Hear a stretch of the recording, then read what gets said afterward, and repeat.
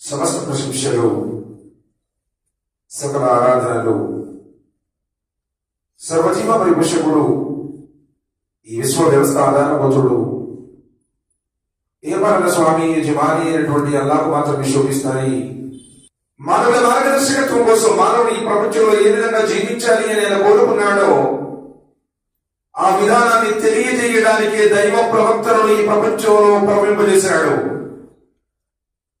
ఆ దైవ ప్రవక్తల పరంపరలో చిట్ట చివరి ప్రవక్త, కారుణ్యమూర్తి, హృదయాల విజేత, అంతిమ దైవ ప్రవక్త, జగద్గురువు, మానవ మహోదయులు, ఆఖరి ప్రవక్త ముహమ్మద్ రసూలుల్లాహ్ సల్లల్లాహు అలైహి వసల్లం. అల్లాహ్ సుబ్హానహు వ తఆలా గతించినటువంటి ఆ దైవ ప్రవక్తలందరిపై, ప్రత్యేకించి చివరి ప్రవక్త ముహమ్మద్ రసూలుల్లాహ్ సల్లల్లాహు అలైహి వసల్లం వారిపై అమితమైన శుభాలు, శ్రేయాలు, అనంతమైన దరుదులను అల్లాహ్ సుబ్హానహు వ తఆలా కురిపించుగాక. సోదరులారా, ఇన్షాఅల్లాహ్ ఈనాటి సమావేశంలో నాకు ఇవ్వబడినటువంటి అంశం నమాజ్. సోదరులారా, ప్రతిదిన రోజున అల్లాహ్ సుబ్హానహు వ తఆలా మానవుడిని అడిగేటువంటి మొట్టమొదటి ప్రశ్న నమాజ్. ఒక విశ్వాసిని మధ్య నడుమ వ్యత్యాసము నమాజ్. నీ పాపాలను క్షమించేది, నీకు ఉన్నతమైనటువంటి స్థానాలను ప్రసాదించేది నమాజ్. నా కంటి చెలువ, నా ఆత్మశాంతి నమాజ్ అన్నారు నబీ సల్లల్లాహు అలైహి వసల్లం. నీకు సహాయం లభించేది, నిన్ను అశ్లీలత నుండి కాపాడేది నమాజ్. ధర్మానికి పునాది నమాజ్ అన్నారు నబీ సల్లల్లాహు అలైహి వసల్లం. అల్లాహ్ సుబ్హానహు వ తఆలా ఇష్టపడేది, నీ యొక్క కష్టాలను దూరం చేసేది నమాజ్. సోదరులారా, నమాజు లేనిదే ఇస్లాం లేదు, నమాజు లేనిదే విశ్వాసము లేదు. మరి అలాంటి మహత్తరమైనటువంటి ఆ కార్యం నుంచి ఈరోజు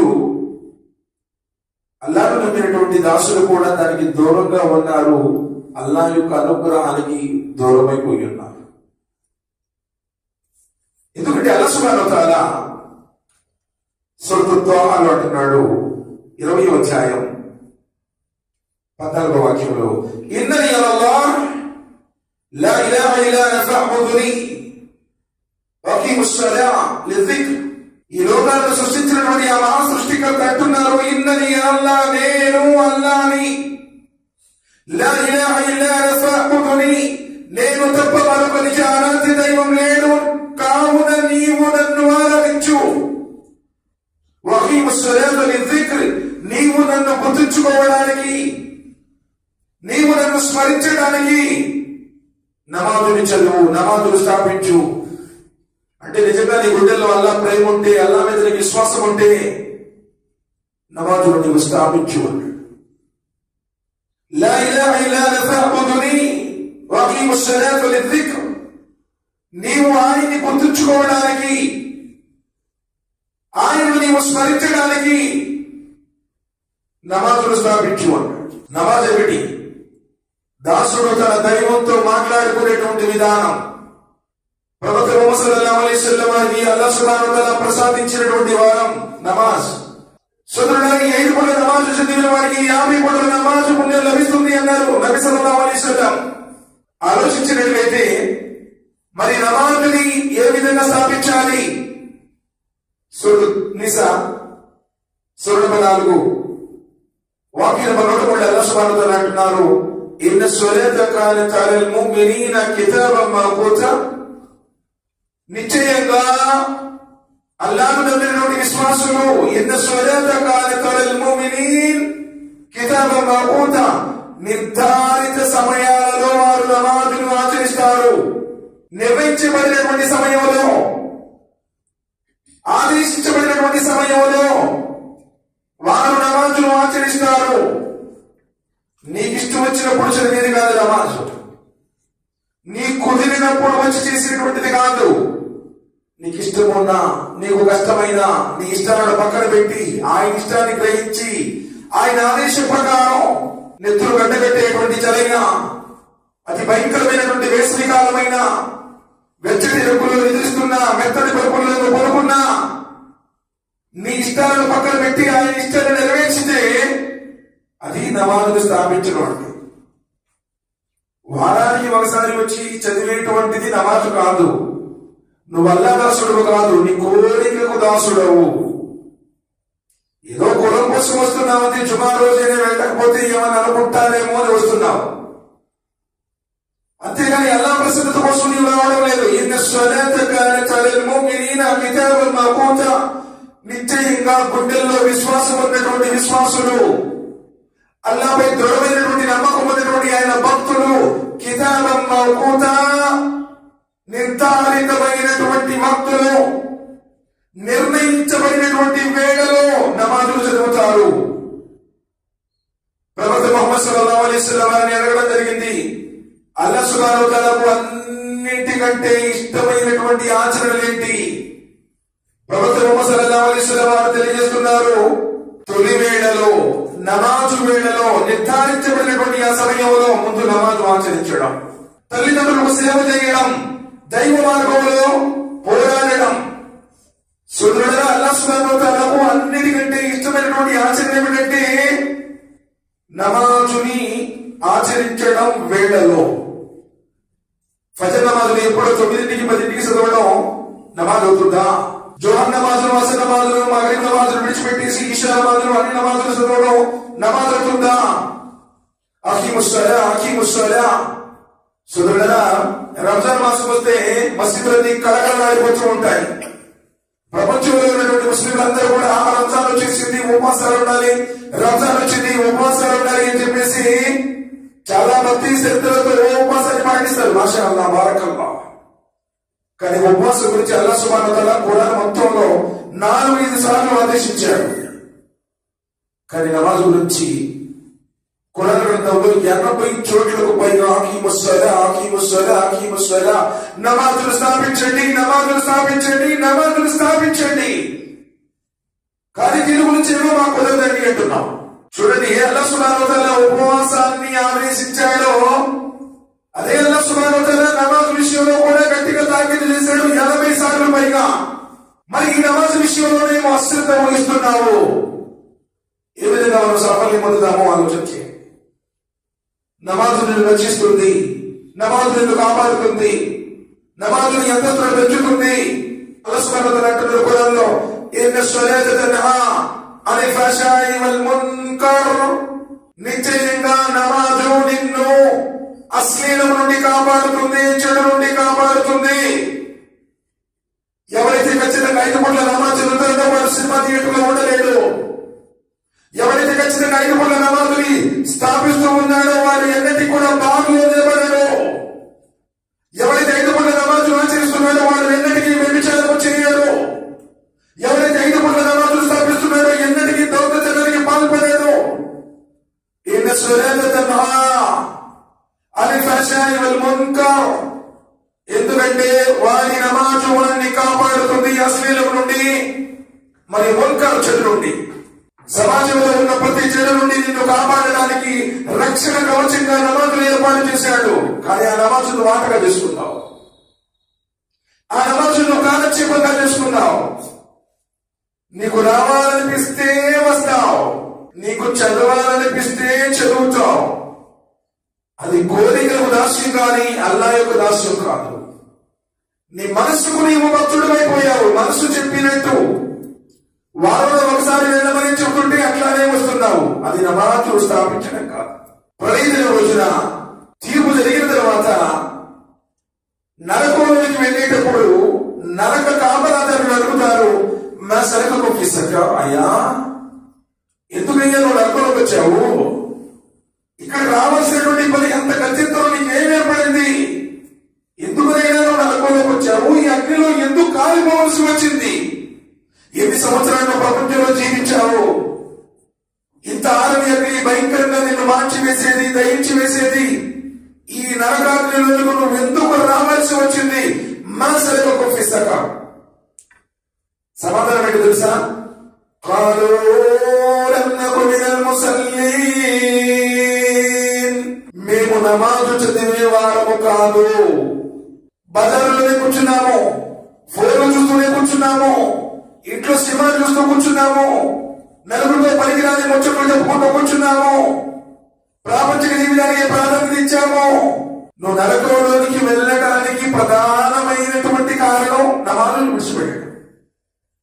నబీ సల్లల్లాహు అలైహి వసల్లం చెప్పారు, నమాజు నీ పాపాలను ప్రక్షాళన చేస్తుంది. ఎవరి ఇంటి ముందైతే ఒక కాలువ ప్రవహిస్తూ ఉండి ఆ కాలువలో మాత్రం 5 పూట్ల స్నానం చేస్తే అతని శరీరం మీద మరణం ఉంటుందా అన్నారు నబీ సల్లల్లాహు అలైహి వసల్లం. సహచరులు అన్నారు, ఏది ప్రవక్త 5 పూట్ల స్నానం చేస్తే అతని శరీరం మీద మరణం అన్నది ఉండదు. నబీ సల్లల్లాహు అలైహి వసల్లం చెప్పారు, ఏ విధంగా 5 పూట్ల స్నానం చేస్తే శరీరం మీద మరణం అన్నది ఉండదు, 5 పూట్ల నమాజు చదివిన వాడి పాపాలు కూడా అలానే ప్రక్షాళన చేయబడతాయి, అతను పాపరహితులుగా ఉంటారు. కానీ వారానికి ఒకసారి నమాజ్ చదివితే సోదరులారా, నమాజ్ నబీ సల్లల్లాహు అలైహి వసల్లం అన్నారు, ఒక నమాజు మరో నమాజు మధ్యలో జరిగినటువంటి పాపాలను హరిస్తుంది. నీవు నమాజు ఆచరించే వాడివైతే పరిగిన రోజున అల్లాహ్ సుబ్హానహు వ తఆలా తన నీడలో చోటిస్తాను అన్నాడు. తన నీడలో చోటిస్తాడు. వషాబున షాఫీ ఇబాదతిల్లాహి తఆలా వరజుల్ కల్బుహు ముఅల్లకన్ ఫిల్ మస్జిద్. ఎప్పుడు తన దృష్టిని మస్జిద్ వైపు కేంద్రీకృతం చేసేవాడు, ఎప్పుడు నమాజ్ మీద తన దృష్టిని పెట్టేటువంటి వాడు, నమాజ్ కోసం ఎదురు చూసేటువంటి వాడు. నబీ సల్లల్లాహు అలైహి వసల్లం అన్నారు, ఎవరైతే జుమా నమాజ్ కోసం ఇంటి వద్దనే వజూ చేసి సంపూర్ణమైనటువంటి పుణ్య ఫలంతో వస్తాడో అతను ఒక అడుగు వేస్తే 1 సంవత్సరం మొత్తం వారికి తహజ్జుద్ నమాజ్ చదివినటువంటి తహజ్జుద్ ఆరాధకుడితో సమానం. మరో అడుగు వేస్తే 1 సంవత్సరం వారికి ఉపవాసాలు ఉన్నటువంటి ఉపవాస ఆరాధకుడితో సమానం. సంకల్పం ఎక్కడుంది? ఇద్దరు వస్తున్నా, అందరితో పాటు వెళుతూ ఉన్నాం, వచ్చిన దూరంగా కూర్చున్నాం, గోడలు అనుకుంటున్నాం, గోడలు వెళ్ళుకుంటూ కూర్చుంటున్నాం. జుమ్మా చాలా ప్రత్యేకమైంది సోదరుడా.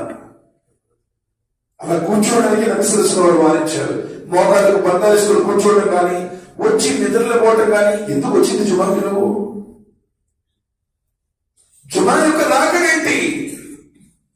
జుమాలో ఒక ప్రత్యేకమైనటువంటి ఒక గడియ ఉంది. ఆ గడియ ఎవరు పొందితే అతని పాపాలని క్షమించబడతాయి అన్నారు నబీ సల్లల్లాహు అలైహి వసల్లం. మరి ఆ గడియ పొందాలనేటువంటి ధ్యాస ఏది?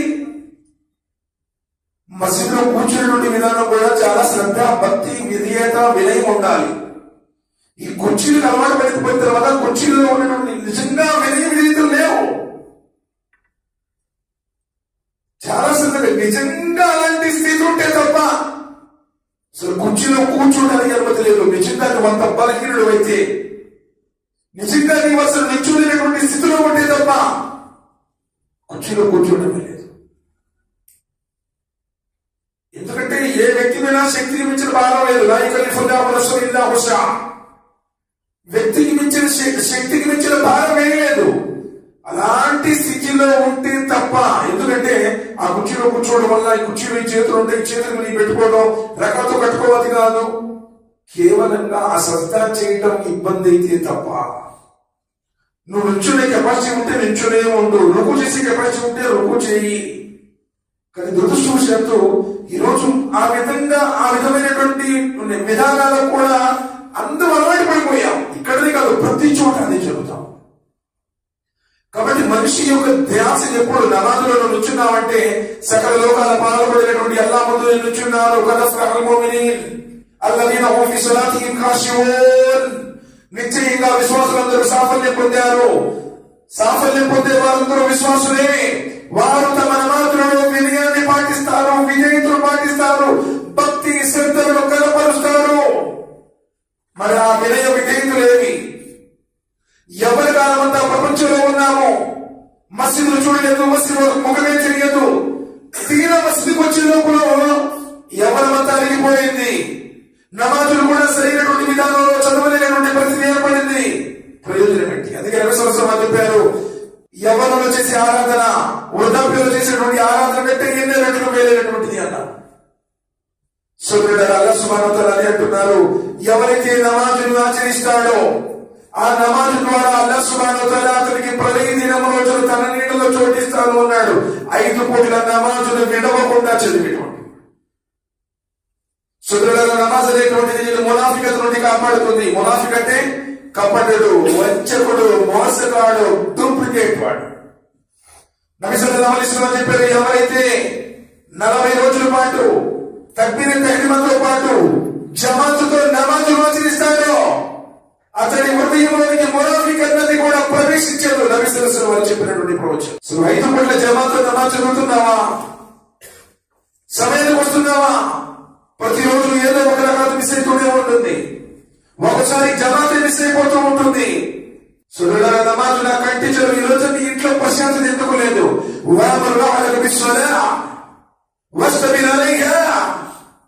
సూరతుల్ అన్కబూత్ సూర నంబర్ 29 వాక్యం నంబర్ 45. నీ కుటుంబ సభ్యులు కూడా నీవు నమాజుని ఆదేశించు. వస్తబిర్ అలైహా, ముందు ఆ నమాజు మీద నూసరిగా ఉండు. ఎప్పుడు నీవు నీ భార్యకి చెప్పగలుగుతావు? ఎప్పుడు నీవు నీ పిల్లలు చెప్పగలుగుతావు? మొదట నీవు నమాజు ఆచరించేవాడు అయితే. నబీ సల్లల్లాహు అలైహి వసల్లం వారు అంటున్నారు, భర్త స్వర్గవాసి. ఆ భర్త స్వర్గవాసి ఏ భర్త అయితే నిద్రిస్తున్నటువంటి తన భార్య మోముపై నీళ్లు చిలకరించి నమాజు కోసం లేపుతాడో. ఇప్పుడైనా నువ్వు ఏదైనా ఊరికి వెళ్ళాలంటే ఎంత తొందర చేస్తాం? అరే ట్రైన్ మిస్ అయిపోతుంది, బస్ మిస్ అయిపోతుంది, అదే అక్కడ ఫంక్షన్ అయిపోతుంది, భోజనాలు అయిపోతాయి, లేట్ గా వెళ్తే ఏమనుకుంటారు? ఎంత టెన్షన్ తో ఫీల్ అవుతారో. ఏ రోజైనా సరే నువ్వు నమాజుకు లేచి తహజ్జుద్ నమాజ్ కోసం లేచి ప్రవక్త ముహమ్మద్ సల్లల్లాహు అలైహి వసల్లం వారు చెప్పారు, లోకం గుర్రును గురకబెట్టి నిద్రపోయేటువంటి సమయంలో నీవు కనుక లేచి ప్రశాంతంగా నమాజు చదివితే ప్రళయదిన రోజున ప్రశాంతంగా స్వర్గంలో ప్రవేశిస్తావు. ఇప్పుడైతే తహజ్జుద్ లేచావా? నబీ సల్లల్లాహు అలైహి వసల్లం వారు చెప్పారు, ప్రతిరోజు కంటి కనబడేటువంటి మొదటి ఆకాశం మీదకు అల్లాహ్ సుబ్హానహు వ తఆలా వస్తారు. ఫజర్ నమాజ్ ముందు సమయంలో నన్ను వేడుకునే వాడేడి, ఎవరు ఏది అడిగితే వారికి ఇస్తాను. నువ్వేం చేస్తున్నావు? తెల్లవారి 8 గంటల దాకా నిద్రపోతా ఉన్నావు. సూర్యోదయం తర్వాత ప్రతిరోజు లేస్తున్న నీ దినచర్యాన్ని నీ కుటుంబంలో ఏ శుభాలు ఉంటాయి? ఎందుకు ఈ రోజు పిల్లలు తాగబోతుంటున్నారు? నమాజును విడిచిపెట్టారు కాబట్టి. నీ కుటుంబంలో నమాజు లేదు కాబట్టి. ఎవరి జీవితం చూసి ఈ రోజు అలాంటి పరిశ్రమలు ఉన్నాయి. కారణం ఏంటంటే నమాజులాగా స్థాపించాలా. నమాజ్ అంటే ఏంటి సోదరులారా? సాక్షాత్తు సకల లోకాల సృష్టికర్త, యావత్ లోకాల అధికారి అల్లాహ్ సుబ్హానహు వ తఆలా సమక్షంలో నుంచుంటున్నా. ఎంత భక్తి ఉండాలి, ఎంత విధేయత ఉండాలి. సల్లు కమా రఅయ్తుమూని ఉసల్లి. నేను నమాజు చేయటం మీరు ఎలా చూశారో, ఎలా చేసినా అయిపోతుంది. ఏదైనా ఒకటి, నీ రుకు సరిగా లేదు, నీ సజా సరిగా లేదు, నీ కియాం సరిగా లేదు, నీ తషహుద్ సరిగా లేదు, మీరు నమాజు దొంగలున్నారు అన్నారు నబీ సల్లల్లాహు అలైహి వసల్లం. అదేంటి ప్రవక్త? నమాజులు దొంగతనం చేయడం వ్యక్తిగతమైన వస్తువా? మీరు ఏ విధంగా అయితే ఒక పిట్ట గింజలు తింటానికి టగా ముక్కుతో కొట్టి తింటుందో, నువ్వు నమాజ్కి అలానే వస్తున్నావు, పోతున్నావు. నువ్వు రుకులు ఏం చదువుతో తెలియదు, వాటి తెలియదు, సజ్జాలు ఏంటో తెలియదు, సజ్జ మధ్యలో దువా ఉంది, ఆ దువా ఏంటో తెలియదు, అత్యయాత వద్దు తెలియదు, ఆరాంశుల అర్థం తెలియదు. ఎన్ని సంవత్సరాలు నమాజు చదివినా స్వీకరించబడుతున్నా. ఎవరికి వాళ్ళు ఆలోచించండి సోదరుడా. ఈ రోజు ధార్మికంగా మనం వెనకబడి ఉన్నాము, మన విశ్వాసం సంతకెళ్ళిపోయింది. ఆ రోజు ప్రపంచంలో 30 మంది ఉన్న ప్రపంచానికి వాళ్ళు జయించగలిగారు. ప్రపంచం వాళ్ళ ముందు దాసోహం అయిపోయింది. ఈ రోజు మనం కోట్ల మంది ఉన్నా సరే ఆ విశ్వాసము, ఆ భక్తి, ఆ శక్తి, ఆ మహిమ నీ దగ్గర లేదు అంటే నీలో నమాజు పోవడం లేదు అన్నట్టు. నమాజును ఒక ఆటగా చేసుకున్నావని అర్థం. సోదరులారా, నబీ సల్లల్లాహు అలైహి వసల్లం వారు అంటున్నారు, నమాజ్ చదివితే ఎలా చదవాలో తెలుసా? సల్లు సలాత వఅత్తము. నువ్వు నమాజు ఎలా చదవాలో తెలుసా? ఈ నమాజు నాది చివరి నమాజు, ఈ నమాజు తర్వాత నేను బ్రతకను అని చెప్పేసి ఈ నమాజు చదవమన్నారు. ఎందుకంటే నబీ సల్లల్లాహు అలైహి వసల్లం వారు అడిగిన తన సహచరులారా, మీరు మరణం ఎంత దూరంలో ఉందనుకుంటున్నారు? సాంబారదేళ్ల వారి అడిగినట్టున్నారు, ప్రవక్త ముహమ్మద్ సల్లల్లాహు అలైహి వసల్లం మాకు ఒక రకాలు చదివిన తర్వాత 2వ రకాలు అవుతుందో లేదో అన్నంత సమీపంలో మృత్యు మాకు చెత్తనుంది. నబీ సల్లల్లాహు అలైహి వసల్లం అంటున్నారు, సహచరులారా మీరు మరణం గురించి చాలా దూరంగా ఆలోచిస్తున్నారు. నువ్వు ఒకసారి అస్సలాము అలైకుం వరహమతుల్లాహ్ ఒక సలాం తిరిగిన తర్వాత 2వ సలాం నీకు దక్కుతుందో లేదో అంత సమీపంలో నీ మరణం ఉంది. ఎలా చెప్పాలి ఉన్న మాటలు? ఆటగా పాటగా కాలక్షేపంగా ఏదో అందరూ చేస్తున్నారు, నేను చేస్తున్నాను, కులాచారంగా వస్తున్నావు. ఇక్కడ బాబుని మసీదు ఏమని అనుకుంటారేమో చెప్పేసి వస్తున్నావు. ప్రాపంచిక ప్రయోజనాల కోసం నువ్వు వస్తున్నావు. పిల్లలు పెళ్లి చేస్తారో లేదో, చచ్చిపోతే జనాలు చదివిస్తారో లేదో, వీటి కోసం వస్తున్నాను. ఒకరోజు నిన్న స్వామి సన్నిధిలో నుంచో ఎందుకు నిన్ను ప్రతి రోజున అడిగే మొదటి ప్రశ్న అయితే, నువ్వు నమాజ్ చదివావా? నువ్వు ఎన్ని ఎకరాలు కొన్నావు, ఎన్ని ఫ్లాట్లు కొన్నావు, ఎన్ని అపార్ట్మెంట్లు కట్టావు, ఎంత బిజినెస్ చేసావు, ఎంత రాజకీయంగా నువ్వు ఎదిగావు, నీ వెనక ఎంతమంది బలగం ఉంది, ఇది ప్రశ్న లేదు. మొదటి ప్రశ్న నమాజ్. నువ్వు నమాజుని స్థాపించావా? వారానికి ఒకసారి వచ్చేటువంటి ఈ జుమాకు కూడా ఎప్పుడు వస్తున్నావు? ఈరోజు సమాజం మొత్తం కూడా 1:30 ఫర్ ఎగ్జాంపుల్ జుమాకు పోండి, 1:20 ఎప్పుడు వస్తున్నారు? వచ్చేటప్పుడు ఇది చెప్పడం అయిపోతుంది. ఏం వింటావు? కారణం ఏంటంటే చెప్పేవాడు కూడా నిజంగా అలాంటి విషయాన్ని ఈరోజు ప్రబోధించడం. ప్రజలు ఎలా కోరుకుంటున్నారో అలాంటిది చెప్పేస్తున్నాడు. ఏదో డ్యూటీ ప్రకారం వాడి జీతానికి పెట్టుకున్నారు, ఆ జీతం తీసుకుంటున్నారు కాబట్టి 4 మాటలు చెప్పేస్తున్నాడు. ప్రజలు కూడా అలానే అలవాటు పడిపోయారు. ఉమ్మత్ మొత్తం కూడా అందుకని ఈ రోజు అధ్వాన స్థితిలో ఉంది అంటే ఎవరు ఆశ్చర్యపోనవసరం. సోదరులారా ఆలోచించండి. ఎలా 15 రోజులు మొదటిగా నేను అడుగుతానే, ఏమయ్యా ఎలా చదివావు నువ్వు నమాజు? అసలు నమాజు యొక్క ప్రాధాన్యత ఏంటి? నీకు సహాయం లభించాలన్నదే కదా. యా అయ్యుహల్లదీన ఆమనూ ఇస్తఈను బిస్సబ్రి వస్సలా ఇన్నల్లాహ మస్సాబిరీన్. యా అయ్యుహల్లదీన ఆమనూ, ఓ అల్లాహ్ను నమ్మినటువంటి దాసులారా, ఓ ముస్లింలారా, మీకు సహాయమే కావాలనుకుంటే నమాజును ఆచరించండి. నువ్వు నమాజును స్థాపించన్నాడు. నీకు ఇష్టం వచ్చినప్పుడు, నీకు చదవాలనుకున్నప్పుడు, వారానికి ఒక రోజు కాదు, రంజాన్లో కాదు, నువ్వు నమాజు చదువుతూ ఉంటూ నీ జీవితంలో కష్టాలు తొలగిపోతాయి, ఆపదలు తీసేస్తాను అంటున్నాడు. ఆయన కారుని కుమ్మరిస్తాను అంటున్నాడు. శైతాను దుష్ట ప్రేతాత్మల దుష్టత్వం నుండి నిన్ను కాపాడుతాను, సహాయం లభిస్తుంది అంటున్నాడు నమాజు ద్వారా. కానీ ఈ రోజు నీ జీవితంలో ఆ నమాజ్కి ప్రాధాన్యత లేదు. అస్సలు కుదరట్లేదండి. ఎక్కడొస్తాం? నా షాప్ లో నేను ఒక్కటే ఉండాలి, నేను టాపీ వేస్తుంది లేదా కార్పెంటర్ వేస్తుంది, నేను వాటర్ లో వంట వేస్తారని. నమాజు గురించి నీ జీవితంలో ప్రాధాన్యత లేదు కాబట్టి నీ జీవితంలో అల్లాహ్ యొక్క ప్రాధాన్యత, అల్లాహ్ సుబ్హానహు వ తఆలా కారుణ్ణి కూడా ప్రాధాన్యత సంతరించు. ఎందుకంటే నబీ సల్లల్లాహు అలైహి వసల్లం వారు నమాజ్ యొక్క ప్రాధాన్యత గురించి ఎన్నో రకాలుగా చెప్పారు. ప్రాపంచిక జీవితం గురించి మనం ప్రాకులాడుతున్నాం. నబీ సల్లల్లాహు అలైహి వసల్లం వారు అన్నారు, ఫజర్ నమాజ్ కు ముందు, ఫజర్ యొక్క ఫరజ్ కు ముందు 2 రకాతుల సున్నత్ ఉంది. ఈ ప్రపంచంలో ఉన్నటువంటి ధన సంపదలన్నింటికంటే కూడా మేలైనది. ఈ ధనం, వజ్ర వైడూర్యాలు, బంగారు వెండి రాసులు, ఈ ఐశ్వర్యాలు ఉన్నాయే, ఈ సంపదలు ఉన్నాయే, ఆ 2 రకాతుల సున్నత్ ముందు ఈ ప్రపంచంలో ఉన్నటువంటి సంపద మొత్తం దిగనుడిపోయి అన్నారు. కానీ నువ్వు కనీసం ఆ 2 రకాతులు సున్నత్ చదువుతున్నావా? ఫరజ్ విడిచిపెట్టేస్తున్నావు. ఫజర్ నమాజులు విడిచిపెట్టి ఎన్ని రోజులు? జుమా రోజు జుమాకు వస్తే మళ్ళీ జుమాకు వస్తున్నావంటే ఎన్ని ఫరజులు విడిచిపెట్టేస్తున్నావు? ఎన్ని అమూల్యమైనటువంటి ఆయన వరాలు, ఆయన యొక్క ఆఫర్లు, ఆయన యొక్క శుభాలు నువ్వు దూరమైపోతున్నావో ఆలోచించు.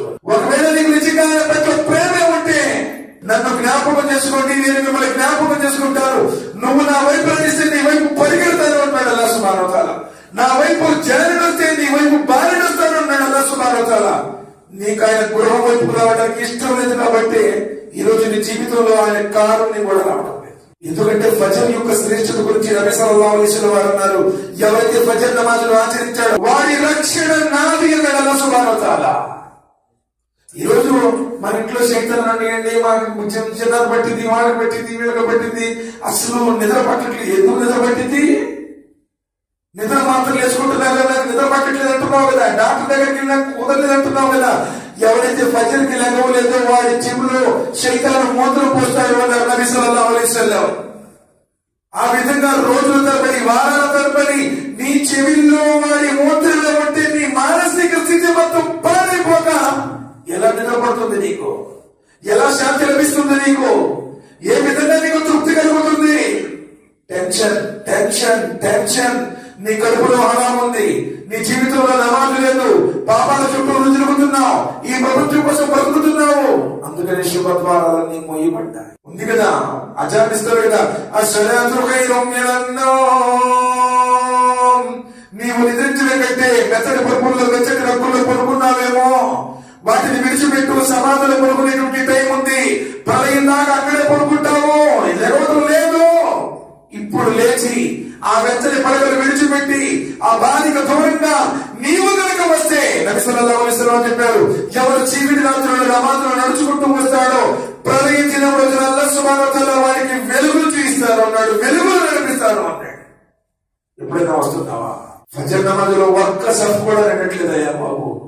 ఇన్ని వందల ఇళ్ళు ఉన్నాయి, అల్లాహ్ కూడా ఖాళీగా ఉంటుంది. ఎందుకు ఈ రోజు శాపాలు, ఎందుకు ఈ రోజు అనర్థాలు? నమాజు జీవితంలో లేదు కాబట్టి. నబీ సల్లల్లాహు అలైహి వసల్లం అన్నారు,